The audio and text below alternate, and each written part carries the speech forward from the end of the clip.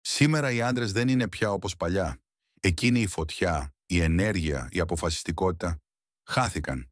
Εσύ, ναι εσύ, μπορείς να μου απαντήσεις ειλικρινά σε μια ερώτηση. Ξέρεις ποια είναι τα σημερινά επίπεδα τεστοστερόνης του μέσου άντρα? 300, άντε το πολύ 500. Και η επιστήμη το ονομάζει φυσιολογικό. Μα μάθαμε να ζούμε με χαμηλή τεστοστερόνη. Η αλήθεια είναι πως κανένας από τους προγόνους σου δεν είχε τόσο χαμηλά επίπεδα όσο η δική μας γενιά. Και πρέπει να το δεχτείς. Η τεστοστερόνη σου είναι χαμηλή. Πρέπει να τη σηκώσεις. Άκου προσεκτικά. Η ανδρικότητα βρίσκεται σε κίνδυνο. Ήρθε η ώρα να βγούμε από αυτόν τον βούρκο. Μην πάρεις αυτό το βίντεο ελαφρά. Είναι από τα πιο σημαντικά που θα αλλάξουν τη ζωή σου. Πρώτα απ' όλα πες μου, η τεστοστερόνη σου είναι ψηλά ή χαμηλά? Γιατί αυτό καθορίζει την ανδρική σου ταυτότητα. Αν νιώθεις κουρασμένος, χωρίς δύναμη, χωρίς μυϊκή μάζα, αν δεν φυτρώνουν τρίχες στο πρόσωπο ή στο σώμα σου, αυτά είναι καθαρά σημάδια χαμηλής τεστοστερόνης.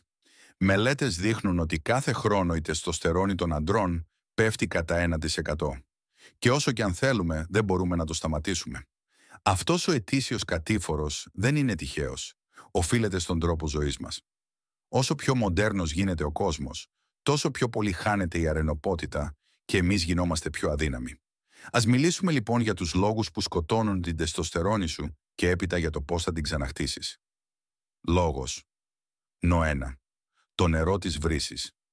Το νερό που πίνουμε, είτε από πλαστικά μπουκάλια είτε από βρύση, είναι γεμάτο χημικά όπως BPA, που μιμούνται τα ιστρογόνα. Όταν αυτά μπαίνουν στο σώμα σου, ρίχνουν την τεστοστερόνη και ανεβάζουν τα θηλυκά ορμονικά επίπεδα.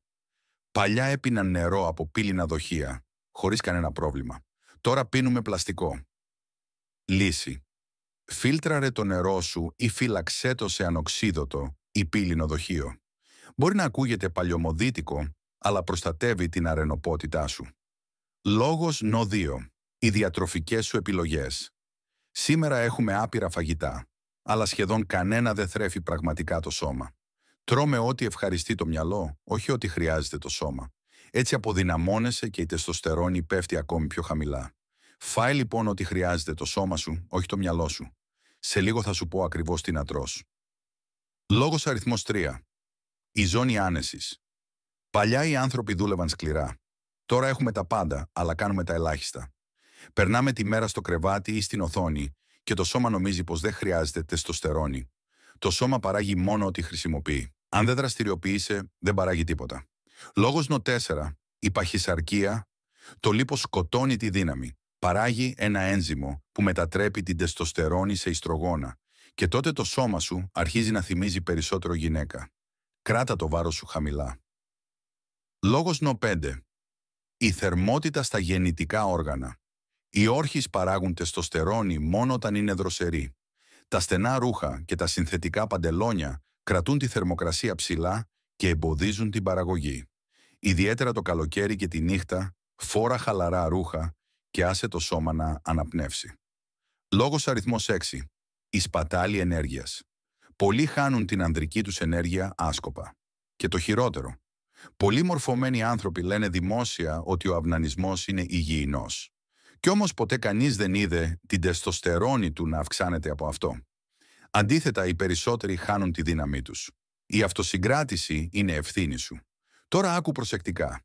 Θα σου πω 4 βήματα για να αυξήσεις τη φυσική παραγωγή τεστοστερόνης και να φτάσεις στο αποκορύφωμα της ανδρικότητάς σου. Το 4ο βήμα, μάλιστα, σου δείχνει πώς να παράγεις ορμόνες με τη δύναμη του νου. Βήμα 1. Βιταμίνη D, ψευδάργυρος, μαγνήσιο.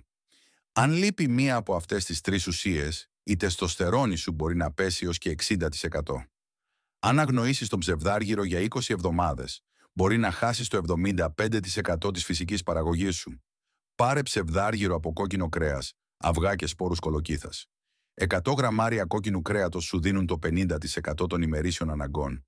Ένα αυγό δίνει 5% και 30 γραμμάρια σπόρων κολοκύθας δίνουν 20%.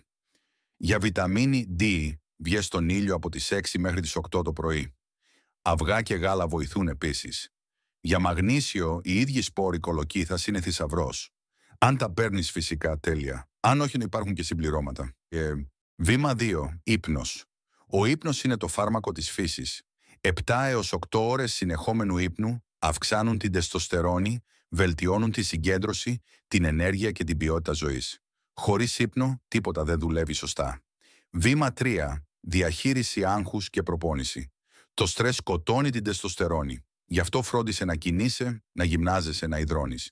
Η άσκηση μειώνει το άγχος κατά 40% και αυξάνει θεαματικά την παραγωγή τεστοστερόνης. Πρόσθεσε στο πρόγραμμά σου ασκήσεις όπως καθίσματα, push-ups και pull-ups. Μέσα σε έναν μήνα θα δεις τον εαυτό σου να αλλάζει. Βήμα 4. Νους, σκοπός, κυριαρχία. Αν δεν έχεις στόχο, η ζωή σου χάνει νόημα. Οι άντρες με σκοπό στη ζωή δείχνουν κυριαρχία σε κάθε τομέα. Στη δουλειά, στα αθλήματα, στις δυσκολίες. Και αυτοί έχουν υψηλότερη term